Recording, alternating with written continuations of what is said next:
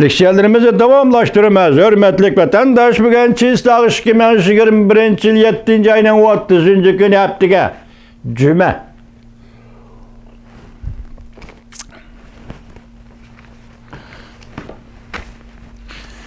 Önceki mavzumunda vatandaşım.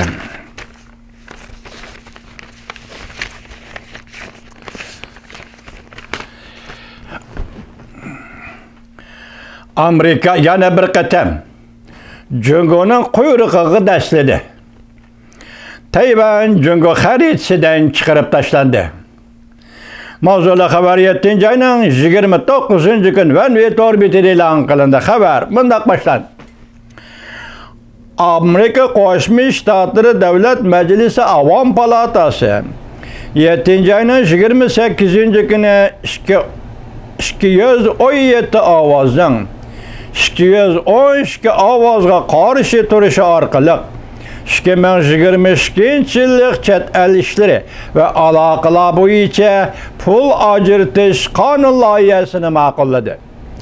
Diqqat qiladigan bir taraf shuki, Avom palatasida og'zaki ifoda bildirish orqali o'zgartirilgan qonun loyihasida Amerika ma'muriy doiralarining pul xarjlab sizib chiqadigan yoki setib oladigan yoki oshkorlangan Tayvan rayonini Jungoning bir qismi deb sizilgan xaritalarni cheklashni ma'qulladi. Yoki cheklash qonun loyihasi ma'qul. Tayvan markazi agentlik xabar qilib mundaq ko'rsatdi. Davlat Majlisi a'zosi Di Fenni Xitoycha ag'anikan men shunda qoldim, inglizcha ismini yozmabdi, bu bir hurmatsizlik vatandosh. Di Fenni mundaq ko'rsatdi. 1970-yillardan boshlab Amerikada bir jungo siyosati Beijingning atalmış Tayvan Cumhur Xalq Cumhuriyatining bir qismi deydigan tera taraq ishlari ne tan elib kelgan. Jungo teri taraq shtatdi. Jungo Tayvanning bir qismi deydi. Tayvan Jungoning bir qismi deydi.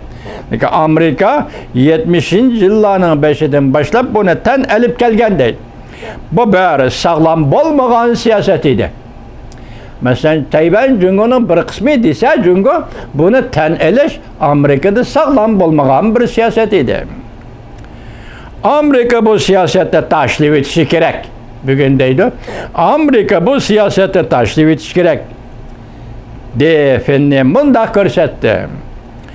O'zgartirilgan qonun loyihamiz garchi bu siyosatni o'zgartirolmasmi?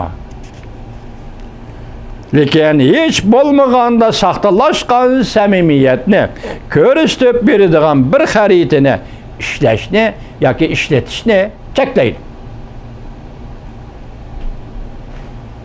Tayvan Jungo'ning bir qismi deb ishlaydigan, sizib chiqadigan xaritani ishlatishni cheklaydi.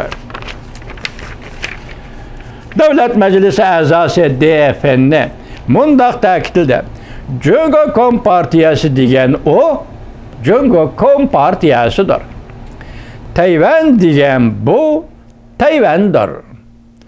Orqada bu qonun loyiha hamchot ajratish qonun loyihasi Amerika Qo'shma Shtatlari Kengash palatasining muhokama qilishiga topshirildi. Va ishga palata ma'qullash orqali Prezident Joe Bidenning imzo qo'yishiga topshirildi. Amerika Davlat Majlisining kuch chiqarishi ostida Tayvan Tashqi ishlar ministrligining bayonotchisi Wou Jong-an 28 kuni kashda javob qaytarib mundaq ko'rsatdi. Tayvan Tashqi ishlar ministrligi Amerika Davlat Majlisi a'zolarining Tayvanni qo'llaydigan konkret maydonini oshkorlaganligiga rahmat aytdi. Kelgusida Amerika ma'muriy doiralar va Davlat Majlisi a'zolari bilan zich hamkorlashib, aloqalashib, Tayvan Amerika ikki tarafdan do'stlik munosabatini texmo cho'nqurlashtiramiz. Esingizda bor, 2020-yil 11-ayning 12 kuni sobiq davlat shtakati Mike Pompeo Tayvan Jungo'ning zimini emas degan edi. Bugün 7. ayının 28. günü Amerika Qo'shma Shtatlar Davlat Majlisida Penny Davlat Majlisi a'zosi dediki, Tayvan Jungoning bir qismi deydigan xaritalarni sizib chiqish cheklanadi, setib elish cheklanadi va qayta ishlatish cheklanadi. Tayvan Jungoning bir qismi deb chizilgan xaritalarga asosan Amerikadagi bu siyosat, shunday siyosat o'ttirib chiqsa, bu siyosat sog'lom bo'lmagan siyosatdir. Dedi Penny, Davlat Majlisining a'zosi.